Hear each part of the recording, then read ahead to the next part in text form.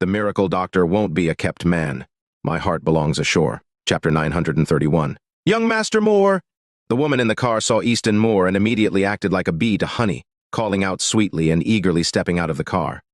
Kiran York looked over and saw that the woman had a slender, tall figure, dressed in a black sequined mini-skirt paired with black stockings and high heels. Under the sunlight she appeared sexy and alluring, yet there was a certain vulgarity and worldliness about her, giving off the impression of a woman of easy virtue. Easton, who had been feeling frustrated, seemed to brighten up upon seeing the woman. He smiled and said, "Cherry! Young Master Moor!" Cherry responded sweetly, rushing over to hug Easton's arm. Easton's mood visibly improved. His gaze shifted to Kate Gannon, who was wearing a black gauzy dress that exposed her slender, beautiful legs. She looked incredibly sexy and captivating, especially with her mature charm, which made her irresistibly attractive.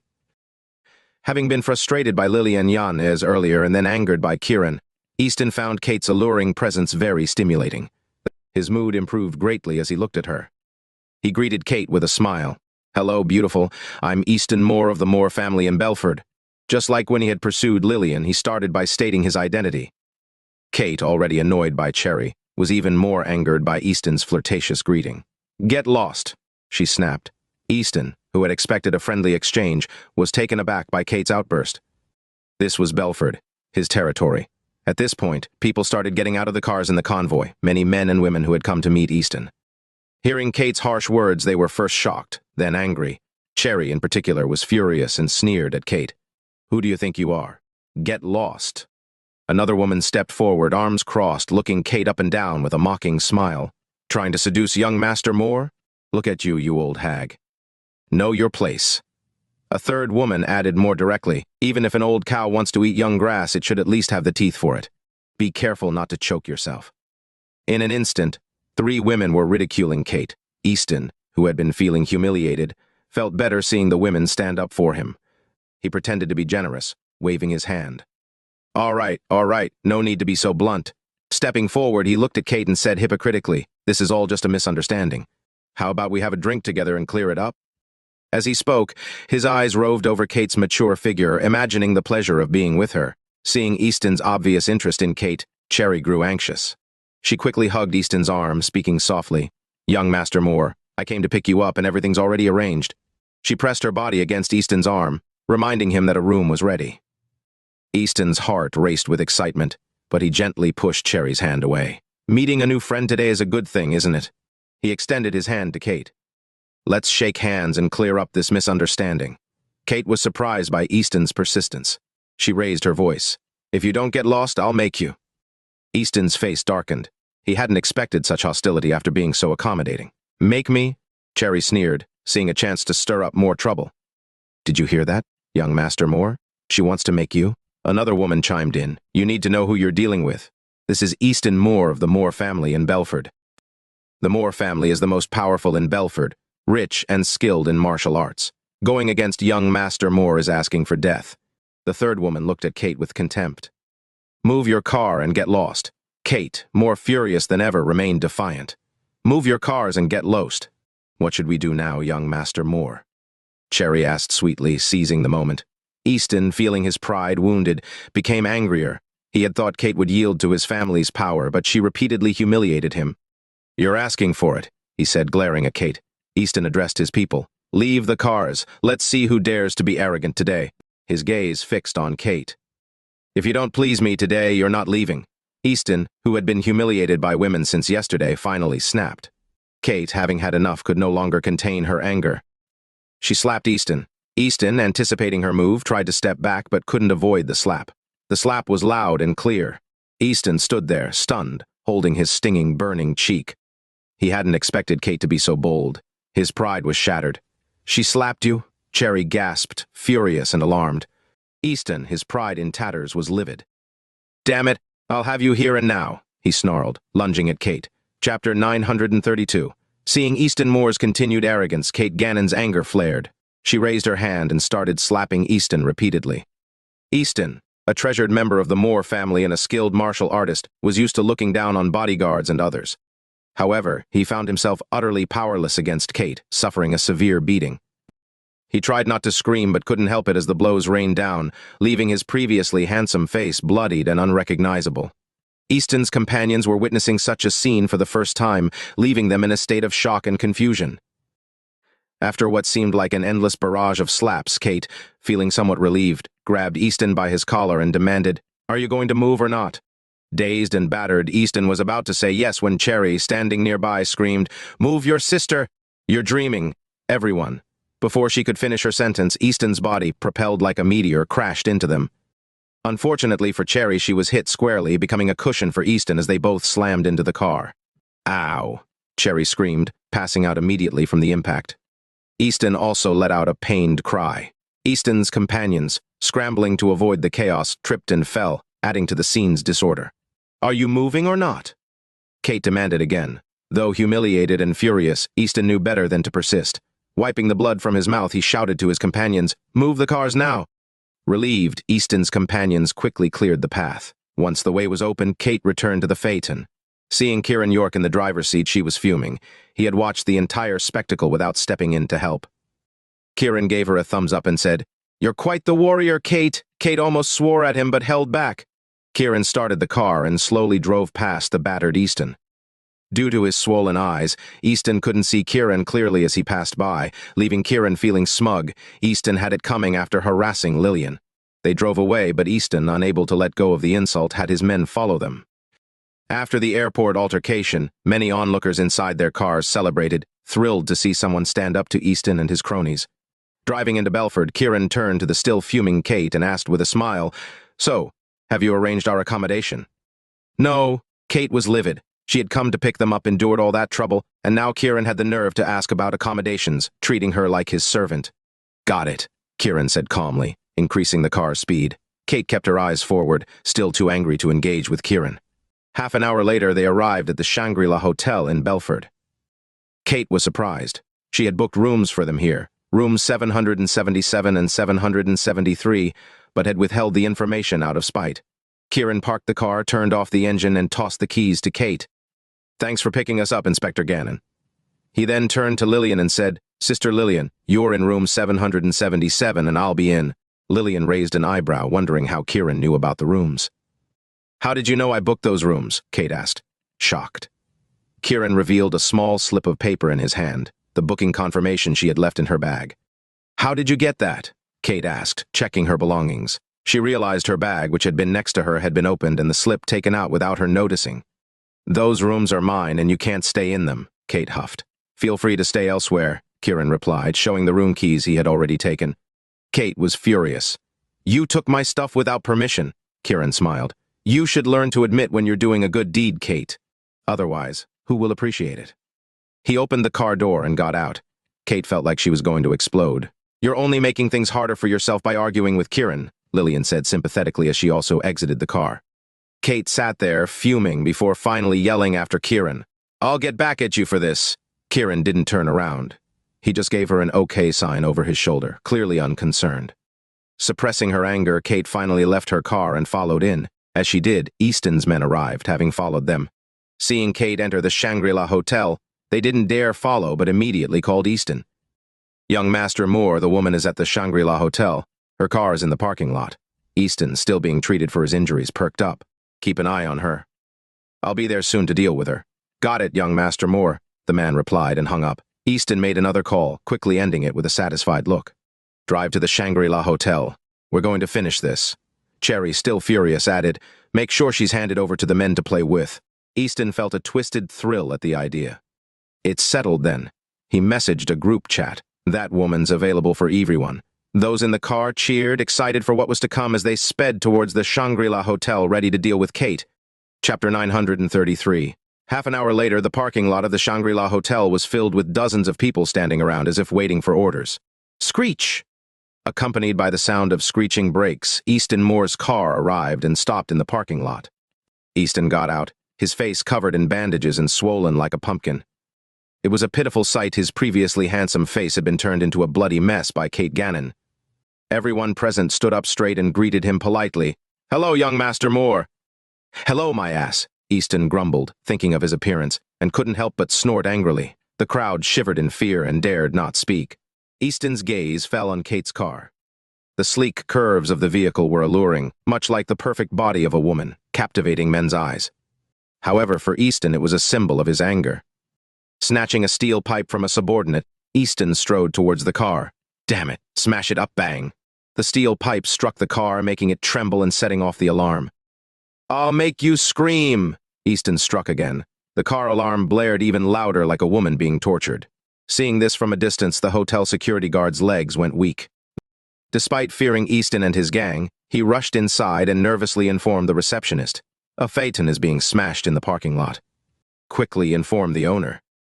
The receptionist, already alarmed by the car's blaring alarm, paled upon hearing it was a phaeton, a low-profile luxury car worth millions. She immediately started calling each room to find the owner. Kate, sitting in her room and feeling frustrated, suddenly heard the phone ring. With a frown, she picked it up and coldly asked, "What's the matter?" "This is the front desk. Do you own a phaeton?" the receptionist nervously asked. After countless phone calls, she was used to being scolded and berated, so she braced herself for a similar reaction. "I do. The license plate number is," Kate responded, her brow furrowing. Upon hearing this, the receptionist's face turned even paler. "Mom, your car is being smashed downstairs by a large group of people." "Being smashed?" Kate's expression darkened. "Yes, there are dozens of them," the receptionist emphasized. Kate was livid. "Someone dares to smash my car?" She hung up the phone and stormed out. Meanwhile, Easton had grown tired from smashing the car and tossed the steel pipe aside. "Everyone, smash it to pieces." "Yes," the crowd responded enthusiastically and swarmed the car, continuing to vandalize it. Standing to the side, Easton's face was cold. "Damn it. How dare you mess with me? I'll smash your car and play with your people." Kate arrived just in time to witness the scene and heard Easton's words. Her anger surged, and in a flash, she was in front of Easton. Before he could react, Easton felt a sharp pain in his chest and was sent flying, crashing onto the car. "Ow!" Easton cried out in pain. Thud, thud, thud. A series of steel pipes landed on Easton's body. "My God!" Easton screamed in agony. "Stop! That's young Master Moor!" Cherry saw Easton being beaten instead and shouted. The crowd, about to strike again, stopped in their tracks, looking at Easton in shock. Easton was even more miserable now, covered in bruises. Lying on the car, Easton looked like a martyr protecting it. His subordinates holding steel pipes were dumbfounded. They had heard Easton's first scream but couldn't stop in time, raining blows on him. "Young Master Moor, are you all right?" Cherry ran over to help Easton. Others followed, all looking worried. "Young Master Moor? Damn it! You bunch of idiots!" Easton snarled through gritted teeth. Then he remembered something. Who the hell pushed me? Everyone turned to look and saw Kate standing there, smiling at them like they were fools. Though initially furious, seeing Easton's pitiful state improved Kate's mood considerably.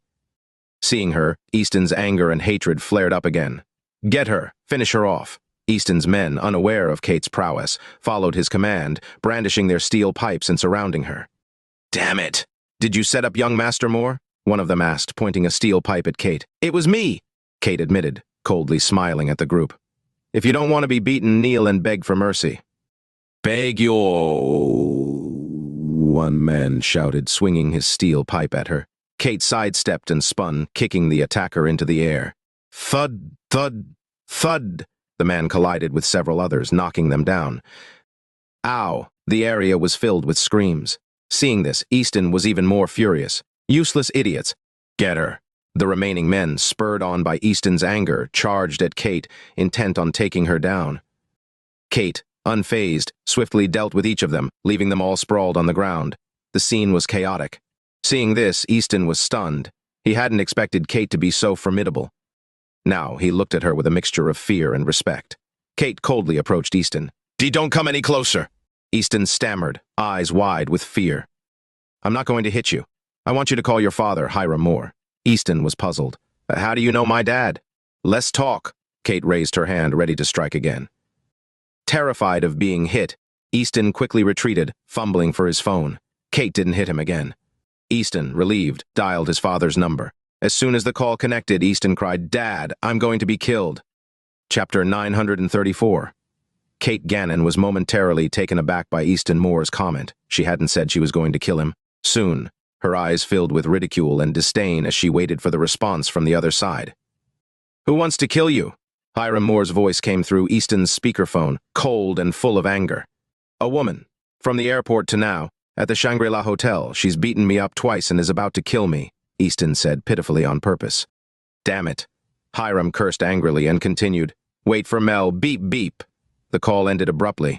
Hearing that his father was coming, Easton's confidence soared as if he had been revived. He looked at Kate and, regaining his confidence, said, Just you wait. Kate sneered and remained silent, standing by. Easton didn't bother to think about why Kate knew his father's name. As for everyone else, whether lying down, crouching, or standing, their hearts were filled with confidence. With Hiram Moore coming, Kate was doomed. Not only because of the Moor's status, but also due to Hiram's abilities, they believed Kate was finished. However, Kate remained incredibly calm, seemingly awaiting the arrival of the opponent. About 10 minutes later, a convoy of luxury cars drove into the Shangri-La Hotel, with a Rolls-Royce in the lead. Seeing the convoy, Easton felt as if he had seen his savior. Holding his face, he hobbled over. When Hiram saw his son's sorry state from inside the car, his heart broke. This was Belford. This was the eldest son of the Moor family in Belford, and he had been beaten so badly. Where was the Moor family's dignity? Hiram's heart burned with rage. He opened the car door and got out.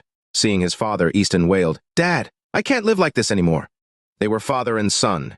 Hearing Easton's cry, Hiram felt as if his heart was being stabbed. Who dares to touch my son? Hiram roared angrily, looking at the crowd. It's her! Easton pointed at Kate. Kate had her back to Hiram. Easton thought Kate was scared, which made him even angrier.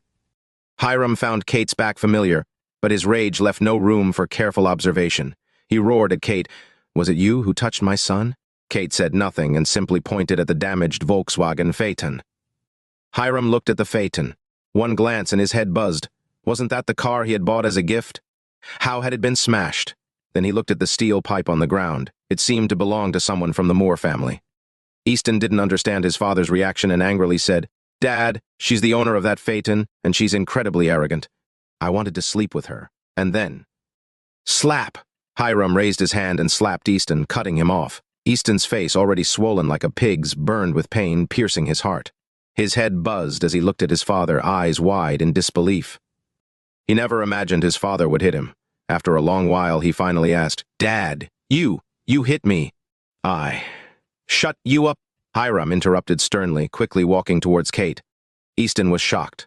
As Easton watched in disbelief, an even more astonishing scene unfolded. Hiram approached Kate and respectfully said, Inspector Kate. Inspector Kate? Easton's eyes widened in shock, staring at Kate's back in disbelief. Look at me. Do you think I'm okay? Kate said coldly, not giving Hiram any face. Hiram's forehead was covered in cold sweat, his face pale, but he didn't wipe it away. He smiled apologetically and said, Inspector Kate, I'm sorry. It's all because of my unworthy son, acting recklessly. What should be done about it? Kate asked coldly. Hiram's face turned even paler, knowing Kate was angry. He quickly said, I'll buy a new car for Inspector Kate. A new car? Kate sneered. You think I lack cars? Hiram shook his head hurriedly. No. Inspector Kate using our car is giving us face. It is our. Slap. Kate suddenly turned and slapped Hiram without warning. The crisp sound echoed, dominating and loud. Everyone present was stunned, watching in shock. Easton rubbed his eyes, ensuring he wasn't seeing things. His father, who could shake Belford with a stomp, had been slapped. And it was by the woman he wanted to take down. Easton felt like he was dreaming. A trace of anger flashed in Hiram's eyes, even turning sharp for a moment, but he suppressed it. Any objections? Kate asked, looking at Hiram. Hiram shook his head quickly. No objections. It's my fault for not teaching my son properly. Good to know, Kate said, pointing at the smashed Phaeton, looking at Easton. You are responsible for cleaning this up. Easton wasn't stupid. Seeing his father's fear of Kate, he knew her identity wasn't simple. He nodded quickly. Got it. Easton turned to the others and ordered, Clean up the car, yes. The others stepped forward to start cleaning. Slap! Kate slapped Hiram again. This slap was sudden and cold, leaving everyone stunned. Hiram staggered but quickly turned and walked towards Easton. Easton didn't understand, looking at his father, asking, Dad, you. Slap, slap. Hiram slapped Easton twice. You worthless idiot. Didn't you hear Inspector Kate say you're responsible for cleaning up? What? Easton exclaimed, looking at Kate for confirmation. Kate sneered, turning and walking towards the hotel. Hiram breathed a sigh of relief and kicked Easton's butt. Hurry up and clean. Ow. Easton, waking up, nodded quickly. He ran over to personally clean up the wrecked phaeton. Looking at the pile of scrap metal and the dirty ground, he almost cried. When had he, a privileged young master, ever encountered such a miserable situation? Now, the pleasure of smashing the car was replaced by utter misery. However, he couldn't comprehend who exactly Kate was and why his father was so afraid of her. Everyone present was equally stunned. They never expected a member of the Moor family to be so afraid of Kate. Hiram had already looked at his subordinates, shouting, "Go buy another phaeton. Buy another one?" This echoed in the Shangri-La Hotel courtyard. Everyone's hearts were in shock. Hiram had personally slapped his son, been slapped himself, and apologized profusely, only to compensate with a car. The Moor family, Belford's top family, scared by a woman? Many were shocked and even more frightened. Looking at Kate's back, many were puzzled. Why did this goddess seem like a demon? Easton was utterly despondent. Kate returned to her room, seeing Kiran York sitting casually inside. He smiled at her from the doorway. Chapter 935. Why are you in my room? Kate Gannon saw Kiran York and was filled with anger, unable to help but snap at him. Kiran smiled and said, "Why so fierce? Did the Moors make you angry?" "It's none of your business." Kate's anger grew at the thought that Kiran was just here to watch the drama. "If you're that angry, I might as well help you wipe out the Moor family," Kiran said, standing up as a natural killing intent began to emanate from him. Kate's face turned pale, and she quickly spread her arms, blocking the door. "No, I want to help you vent your anger." "Why won't you let me?" Kiran asked, smiling at Kate. "I said no, and that's final. Who can stop me if I want to kill someone?" Kiran's tone suddenly turned colder. "They are people from the Imperial Dragon," Kate said anxiously. "Explain in detail." Kiran sat down as if he were conducting an interrogation. Kate realized she had been tricked. Kiran was using this method to pressure her into revealing information about the Moors. Taking a deep breath, Kate glared at Kiran, her eyes filled with anger. "Go ahead. If I'm feeling merciful, I might not kill anyone," Kiran said seriously. "You know how much I despise people from the Imperial Dragon." Kate had calmed down and, deliberately defiant, said, "If you truly hate them that much, why don't you kill Lillian Jans or me?" "Heh," Kiran chuckled. "Lillian is my fiancée. Why would I kill her? What about me?" Kate's cheeks flushed with anticipation, hoping Kiran would value her. "You are the girl who delivers cars. I appreciate that, so I won't kill you," Kiran said with a smile. "You..." Kate's cheeks reddened with anger, not expecting that in Kiran's eyes. She was just a car delivery girl. "I'm not telling you anything," Kate said in a huffy tone, glaring at Kiran. "Then I'll just go kill someone," Kiran said, waving his hands. "Now that Wolfgate, Panthergate, and Liongate have been wiped out, I'm curious about what Tigergate and Dragongate are like." Hearing this, Kate felt as if she had been struck, her body trembling. She quickly rushed forward, half-hugging Kiran to stop him. "No. You think saying no will stop me?" Kiran turned and walked around her. Kate was truly anxious and scared now. In her panic, she said, "They are from Tigergate." "Tigergate?" Kiran's face turned cold and he asked. Although he didn't want to kill anyone from the Imperial Dragon, seeing Easton Moor's arrogant behavior made him dislike Tigergate, considering it a tumor in Belford. The killing intent he had suppressed now resurfaced, cold and sharp. Feeling Kiran's murderous aura, Kate became nervous and flustered. She quickly tried to persuade him. Although some people from Tigergate deserve to die and are indeed reckless, their leader, Hiram Moor, is an upright person and a cornerstone of the Imperial Dragon. So, you can't touch Tigergate. Kiran raised his eyebrows and asked, "Do you know why Lillian Jans brought me to Belford?" Kate shook her head. "I don't know. Is there some secret about Tigergate in Belford?" Kiran continued to ask. "I don't know either," Kate responded. "Since you don't know, I'll investigate myself," Kiran said, stepping out. He had asked Kate because Lillian wouldn't tell him these things. Only Kate might. Seeing no other option, Kate held her tongue. Kiran glanced at Lillian's room but didn't go in. Instead, he headed downstairs. Downstairs at the Shangri-La Hotel courtyard, construction vehicles had arrived, causing the entire road to be blocked. Seeing that it was the Moors, no one dared to speak, and some even drove around to avoid them. The Moors were not to be trifled with. Easton Moor, beaten like a dog, was still miserably cleaning up the wrecked Volkswagen phaeton. Kiran scanned the scene and was about to leave. Easton, exhausted, stood up to stretch and saw Kiran. "Dad, that bastard bullied me," Easton shouted, pointing at Kiran's back. Kiran, who had been about to leave, stopped. Hiram Moor's gaze turned sharp as he looked at Kiran, his eyes filled with fury. Unable to vent his frustration from Kate, Hiram saw Kiran as the outlet for his rage. His anger surged toward Kiran. "Who are you to bully my son?" Hiram roared at Kiran. Kiran said nothing, just glanced coldly at the Moors. Hiram felt mocked, becoming even angrier. He looked at his two tall bodyguards. "Hogan, Horan, cripple this guy for me." Yais, Hogan and Horan quickly moved towards Kiran. Their gazes were fierce, exuding a strong, killing intent. Both were filled with anger, ready to kill Kiran. Kiran looked at the two and sneered, "You are nothing but trash to me." Trash? Hogan and Horan, considered top talents of the Moor family's younger generation, believed themselves to be highly skilled in martial arts. They were infuriated by Kiran's disdain. "Damn it, you don't know your place," Hogan cursed, swinging his fist at Kiran. Horan did not make a move. Instead, he crossed his arms, his eyes full of mockery, not deeming it necessary to intervene. Kiran sneered, "You are the one who wants to die." Boom! He threw a punch. Crack! A chilling sound echoed as Hogan's chest caved in completely, his body flying backward.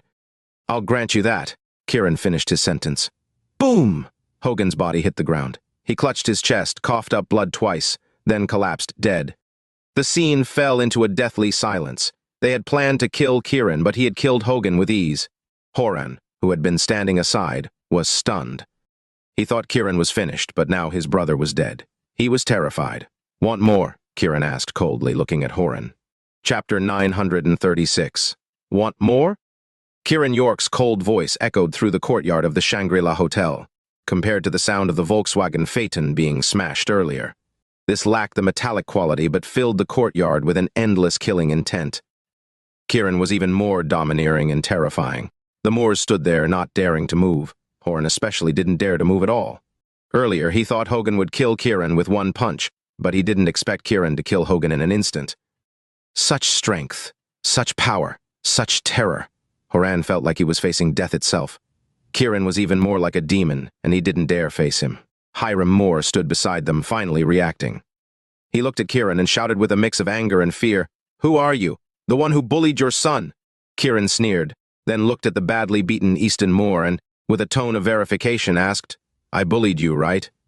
Easton had initially wanted to say again that Kiran had bullied him, but seeing Kiran's smile, he suddenly felt an indescribable fear, a deep-seated terror as if death was right before him, ready to claim him at any moment. His body started trembling, and he instinctively retreated several steps. "Who the hell are you?" Hiram, unable to understand Kiran, grew even angrier and shouted, "The one you wanted to kill." Kiran sneered and began walking towards Horan. Horan, seeing Kiran approach, felt an overwhelming pressure crashing down like a tidal wave. His legs went weak, and he knelt before Kiran. "I don't dare to kill you." Thud, thud, thud. Without another word, he knelt and kowtowed to Kiran, begging for mercy. Hiram, who had been somewhat arrogant and domineering, was now completely dumbfounded. I bullied your son, and your men wanted to kill me, but this." Kiran pointed at the kneeling Horan, looking at Hiram with a mocking expression. Hiram felt as if his face was being slapped repeatedly, his whole being filled with suffocating indignation and helplessness.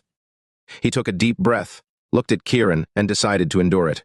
"We have a lot going on today. If you're so capable, come to our place tomorrow." Hearing this, Kiran thought of Hiram Moor, mentioned by Kate Gannon, and felt even more disdainful. Hiram had become the Moor's backbone. He couldn't help but laugh. "All right, tomorrow I'll visit your home, and then I'll make sure you give me an explanation."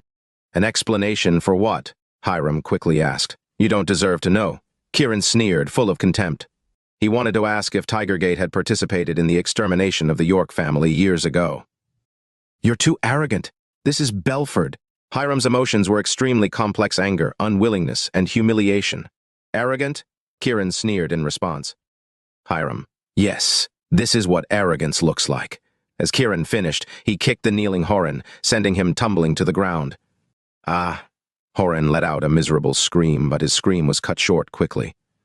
His head had separated from his body. "Ah?" The Moor family was stunned, as if in a dream, staring at Kiran like he was a devil. Not only them, but many onlookers were also shocked. Killing people like chickens. One punch, one kick, and a life was gone. Kiran York was too violent. Kiran York was too ruthless. Facing such deadly danger, no one was unafraid, no one was not terrified. Hiram's body swayed. He never expected his two top men to be killed so easily by Kiran. Kiran's strength was terrifying. You actually killed our men?" Hiram finally squeezed out the words. "Slap!" Kiran stepped forward and slapped Hiram. Did you forget you ordered them to kill me? Hiram spat out blood. His face, already beaten by Kate, looked even worse now. Holding his painful, numb and swollen face, Hiram didn't know what to say. He looked at Kiran as if seeing a demon. Easton was so scared that his legs began to tremble. He had never seen such a terrifying man before. Kiran coldly glanced at the Moor family and said nothing more, turning and leaving arrogantly as if the Moor family members he killed weren't human. Kiran's departing figure filled the Moors with an overwhelming sense of inferiority, making them deeply fearful and scared. Kiran walked alone on the streets of Belford, wanting to see what kind of city this Tigergate-dominated place was. He had no good impression of the Moors. Although he didn't want to kill anyone from the Imperial Dragon anymore, it didn't mean he would let those problematic ones off. Seeing the Moors before him, Kiran was filled with killing intent. Belford was a mountainous city with a river flowing around its outskirts, along which a park had been built. Kiran walked by the river, looking at the scenery on both sides. He finally found a bench and sat down. Watching the passers-by, Kiran suddenly felt a complex emotion. Sometimes he also wished he could live such a life. However, thinking of the York family's hatred and the heavy responsibility on his shoulders, Kiran knew this kind of life was just a dream for him. "Mom, you can sleep on this bench tonight." At this moment, a young girl dressed simply was helping a severely injured woman lie down on a nearby bench. It was noon, and the sun was shining brightly without any shade. The injured woman was already very weak, and the sun's exposure made her even weaker. Seeing this, Kiran couldn't help but frown slightly. The young girl used her clothes to create a simple shade, blocking the sun from her mother's head, and then fanned her mother. Even so, the older woman was still in great pain, occasionally letting out groans of discomfort. The young girl could only try to comfort her mother as best she could. Kiran didn't step forward. He just watched. After about half an hour, the girl took out a dry bun, broke off a small piece, and said, "Mom, have something to eat." The older woman's mouth was very dry, cracked, and bleeding. She opened her mouth but didn't eat, instead saying to the girl, "You eat. You take care of me every day and still have to earn money. If this continues, you'll wear yourself out." "It's okay, Mom, I'm healthy," the girl said, shaking her head at her mother. "It's all my fault for being useless and dragging you down. Cough, cough." The older woman said, unable to help coughing violently. "Don't worry, Mom. I will find a way to win the lawsuit and get Belford Mountain back to help cure you," the girl said firmly. "Janice, forget about Belford Mountain. I've thought it through these past few days. Even if we win the lawsuit and get it back, it will still belong to others. Why bother?" The older woman grabbed Janice's hand and said, "Just leave me behind and go away from Belford forever." "Mom." Janice suddenly knelt beside her mother, crying bitterly. The older woman also burst into tears. "Hey! What are you doing lying here? Move immediately!" A park patrol car approached, and the patrolman shouted at the two. Janice quickly stood up, wiped her tears, and smiled at the patrolman. "My mom is resting here." "Is it you again?" the patrolman interrupted. Chapter 937. The patrol officer impatiently waved his hand, saying, "You need to leave immediately. If you die here, it'll affect the park and we can't explain ourselves." Janice's face turned pale and helpless, but she still looked at the patrol officer, trying to negotiate. "Can we rest here for a while?"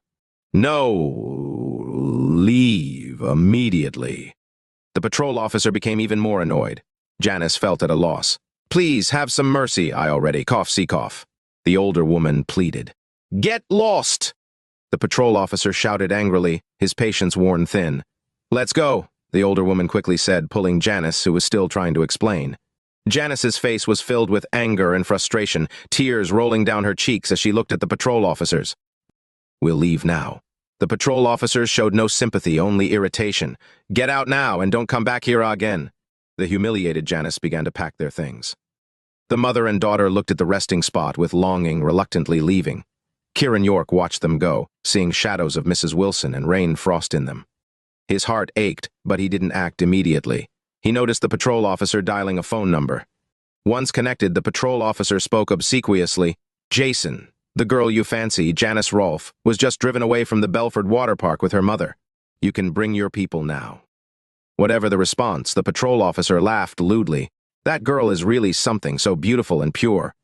Hearing this, Kiran understood there was someone behind the harassment of this mother and daughter. He walked past the patrol officer, who had just hung up the phone, not noticing Kiran. Kiran raised his hand, directing a surge of internal force at the patrol officer. The officer felt a sudden discomfort but couldn't identify the cause, and the feeling soon faded. The patrol officer drove away. Kiran watched him go, a smile forming. This man would never be a man again. He had sealed the patrol officer's acupoints, ensuring he would never regain his male abilities. This despicable person didn't even deserve to live. Kiran followed Janice and her mother. People avoided the poorly dressed pair, maintaining a deliberate distance. The mother and daughter walked far without finding a suitable resting place. "Janice, let me sit by the river for a while," the older woman said. "All right, Mom." Janice, ever filial, agreed, helping her mother to the riverside. Kiran didn't know how deep the river was, but the water appeared murky. Seeing the older woman sitting by the river's edge, Kiran sensed something was wrong and moved closer, finding a place to sit. Just as he sat down, 5 burly, tattooed men approached.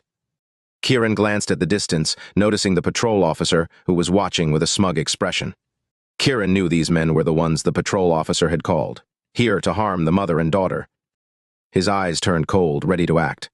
"Janice, Rolf, we meet again," the leader said, laughing and revealing gold-capped teeth. Hearing the man's voice, Janice reacted as if stung by a bee, standing up and warily looking at him. "What do you want, Jason?" Jason laughed, looking at his 4 subordinates. "Listen to her, asking what I want. Isn't she a fool? Ha ha ha." Jason and his men laughed heartily. "We're already so pitiful. Why do you keep pushing Janice?" the older woman pleaded with Jason. "If you're so pitiful, just come with me," Jason said, eyeing the beautiful, pure Janice. "Look at Janice. She's malnourished because of you. She could be taller and even more beautiful." Jason continued, "Follow me and you'll eat and drink well. Why wear those shabby jeans and a t-shirt from the market?" Hearing this, Janice shook her head furiously, angrily saying, "Don't dream. I'd rather beg or die than go with you." "Not coming with me?" Jason sneered, looking at the older woman. "Looks like your injury isn't serious. Want me to help a bit more?" Both Janice and her mother turned pale. "If you have the guts, just kill us," Janice shouted angrily at Jason. "Killing is illegal." "I won't do that," Jason said, sneering at the mother and daughter. "Why does your family want Belford Mountain? Without it, you wouldn't be in this mess." "You." Janice's face turned red with anger. "But it's good. If your family hadn't fallen, I wouldn't have the chance to touch the Rolfe family's young miss." Jason stepped forward, reaching for Janice's chin. Janice quickly dodged, glaring at Jason with tears in her eyes. "You're all just dogs of the Moors." "Moors dogs." Jason sneered, his face twisted. "Even if I'm a dog, I'll still have you. What does that make you?" "Ha ha ha." Jason's men laughed mockingly. Janice trembled with anger. "Eddie Rolfe, you idiot, why buy Belford Mountain? Because of it, our family has fallen," the older woman suddenly shouted into the distance. "Mom," Janice cried, looking at her mother. The older woman used all her strength to roll towards the river. "Mom!" Janice screamed, rushing to stop her mother. "The Rolfe family is finished," the older woman cried out in despair. Kiran stood by, trembling with anger. The older woman's cries felt like knives stabbing Kiran's heart, reminding him of the York family's despair and their tragic end. His heart bled. He leaped forward, grabbing the older woman just before she fell into the water, pulling her and Janice back. Janice felt like she was dreaming, but quickly embraced her mother. "Mom, you can't commit suicide." Chapter 938.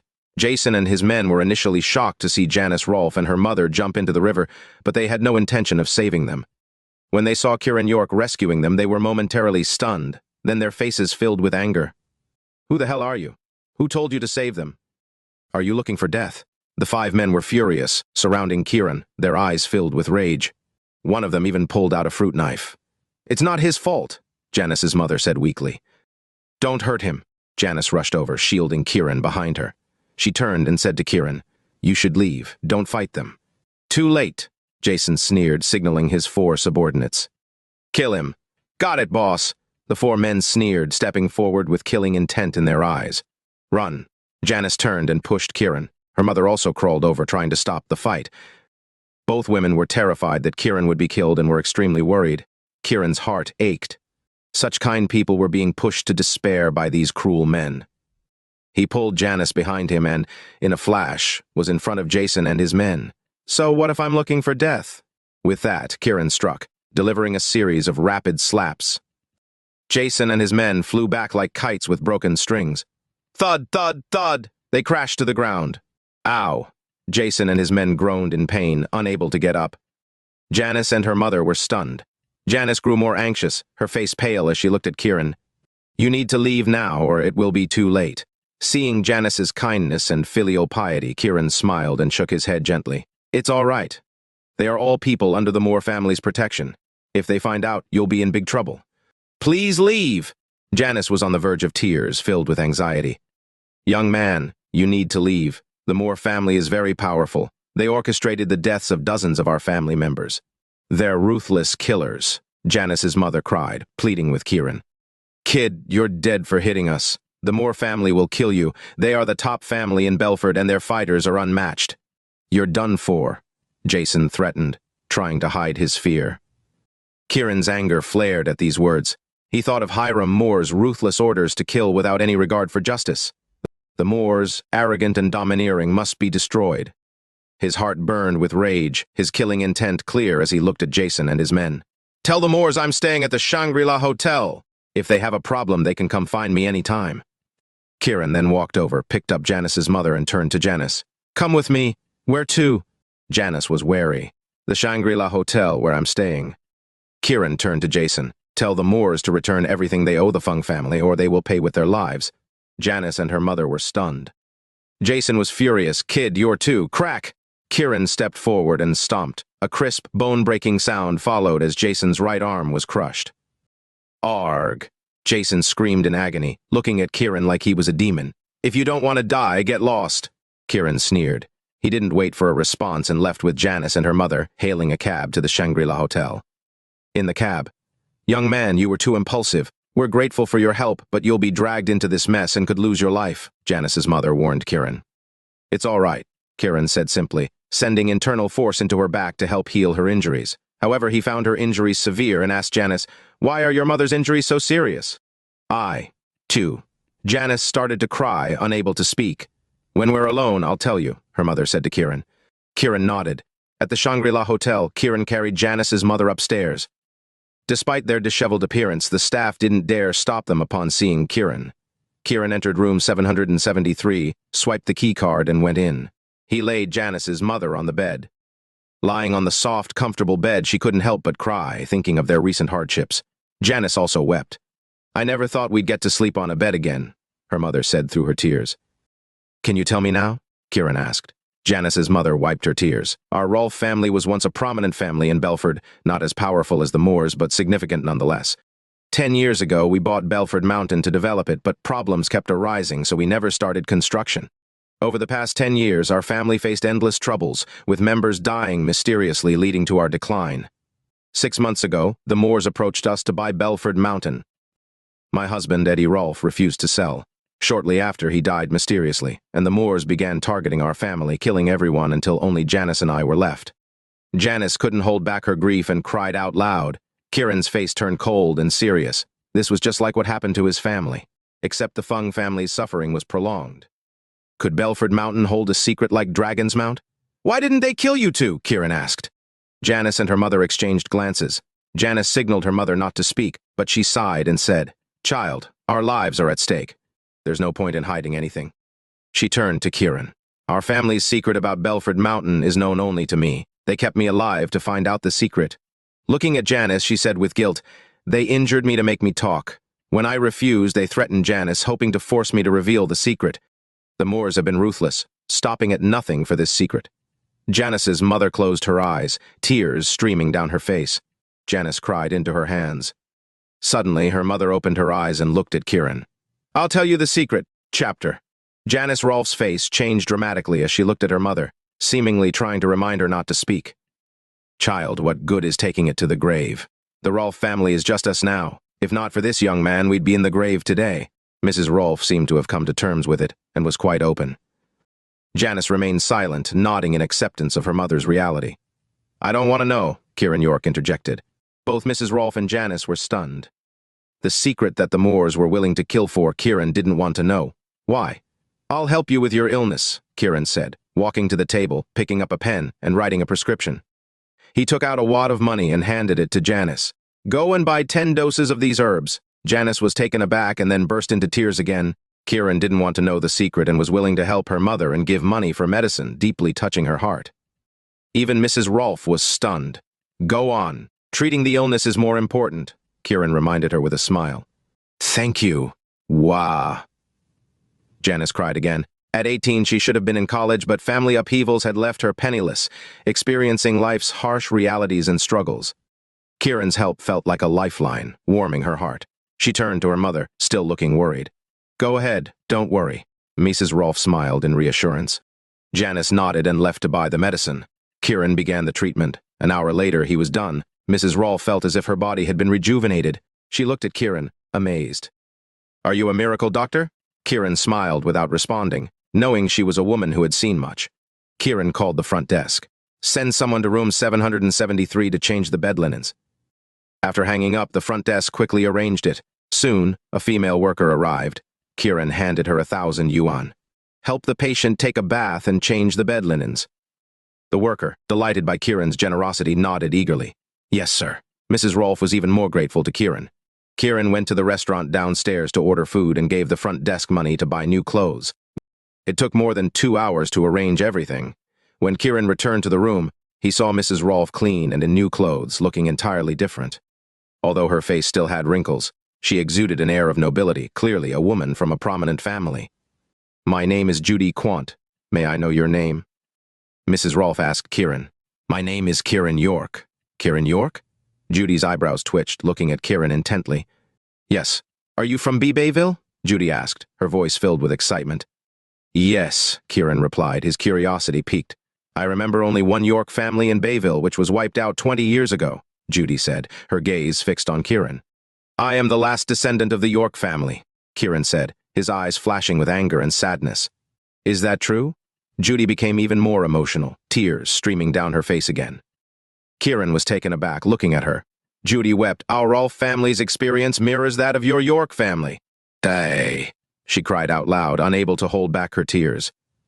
Kiran remained silent, his expression serious. After a long bout of crying, Judy looked at Kiran.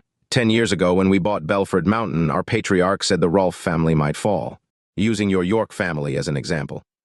Kiran was stunned, watching Judy. She continued, "We opposed, but the patriarch said that as citizens of Dragonsland we must do what is right for our country, so we resolutely bought it." Kiran's eyes turned serious. This Rolfe family patriarch was an extraordinary man.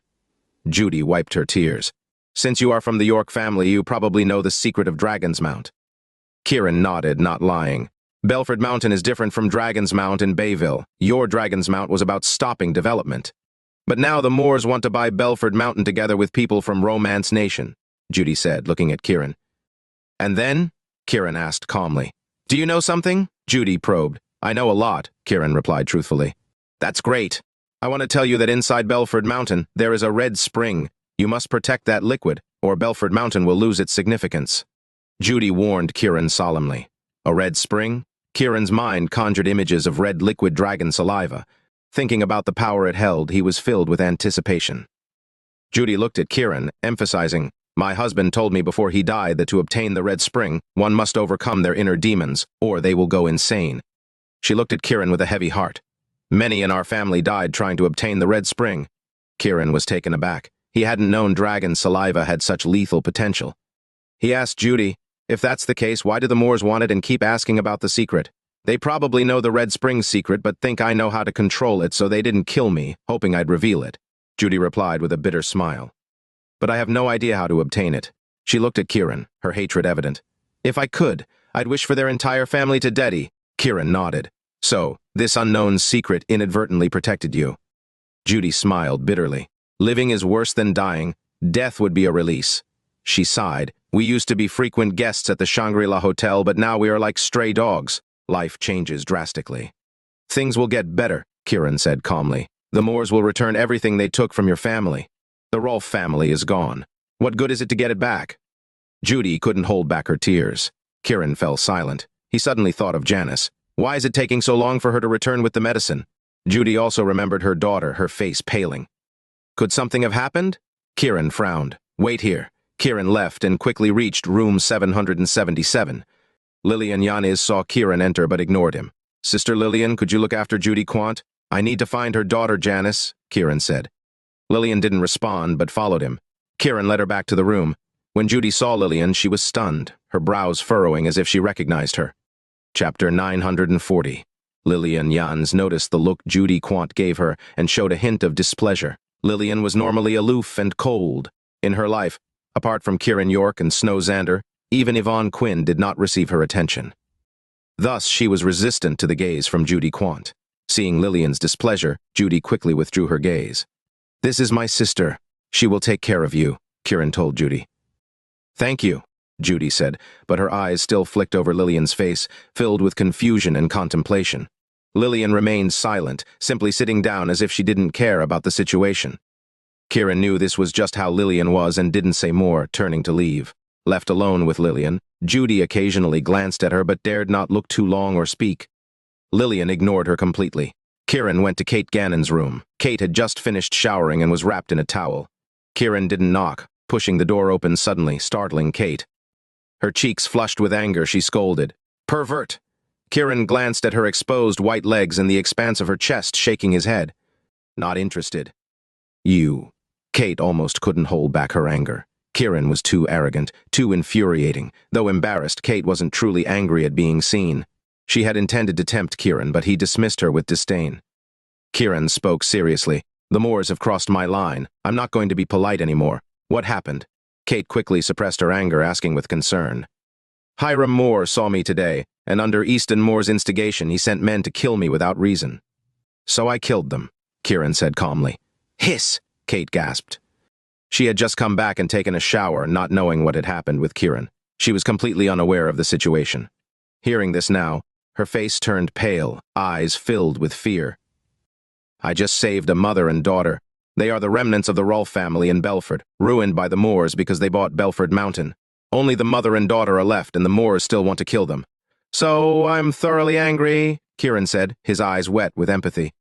Kate's heart was in her throat. She couldn't understand why the Moors were courting death, repeatedly offending Kiran. Wasn't this just seeking destruction? "What are you going to do now?" Kate asked urgently. "Janice Rolfe went to buy medicine for her mother and hasn't returned. I'm worried the Moors have captured her, so I need to find and rescue her." Kiran's tone was icy, devoid of emotion. Kate felt a buzzing in her head. Kiran was furious. The Moors were in danger. The calmer Kiran was, the more terrified Kate felt. "I'll go with you." She didn't care that Kiran was still in the room, pulled off her towel, and started dressing. Kiran turned his gaze to the door, avoiding looking at Kate's alluring body. However, he couldn't help but smile inwardly. He wanted Kate to accompany him, and she was obedient. The Moors, he could kill easily, but he wanted the Imperial Dragon to understand that their rotten elements needed to be cleaned up. The Moors were that rotten element. Kate realized Kiran had successfully provoked her. She was slightly disappointed that Kiran ignored her perfect body, but the thought of the Moors made her push that aside. She quickly dressed and said, "Let's go." Kiran nodded slightly, stepping out. Kate watched his back, her heart anxious and praying that the Moors wouldn't cross the line again or they'd be done for. The two reached the lobby and saw a group gathered at the hotel entrance. Kiran saw those people, some with dyed hair, some with tattoos, all looking thuggish. His gaze turned icy, focusing on the crowd. "Hey, you're running?" Jason's voice came from within. "Boss, if she runs again, she'll end up in your bed." "Janice Rolfe, this pure chick, might be wild in bed, don't you think? I bet she's one of those quiet ones who go wild in bed." "Ha ha." The lackeys laughed heartily. "Jason, let me go now, or you'll lose your other hand," Janice snarled. "Shut up about that," Jason yelled, and a slap was heard. "Ow," Janice cried out in pain. "Do you like being slapped around?" Jason laughed. "Definitely." One of the lackeys chimed in. "Look at her holding the medicine like she's pregnant." "Soon, I'll make her pregnant," Jason said arrogantly. "Way to go, boss. A perfect shot. We'll all be uncles then." The lackeys jeered again. Kate saw Kiran's face darken and guessed the woman inside was the one Kiran had mentioned. Worried that Kiran might lose his temper and cause a scene, Kate stepped forward and coldly said, "Who are you?" "Leave immediately and let her go." Her tone was icy and authoritative. The thugs, hearing Kate's voice, turned to look. Kate wore a black, gauzy dress, her skin faintly visible underneath, her white legs exposed to the air, looking delicate in the sunlight. Her chestnut hair hung down her back, still damp with faint traces of moisture. Her fragrance wafted even from a distance. Jason's lackeys were stunned by her beauty.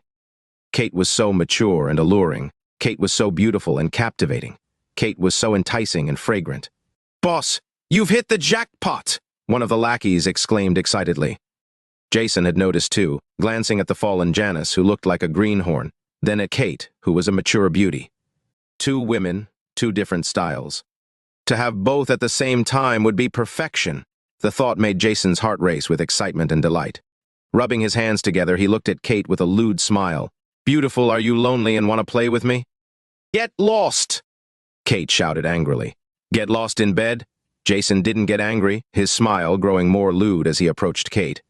Kate was thoroughly enraged by Jason's vulgarity. "You're looking for death!" She slapped him, the sound crisp and loud, but she didn't use internal force, so Jason wasn't sent flying. Jason licked the blood from his lips and looked at Kate. "I'll make you mine."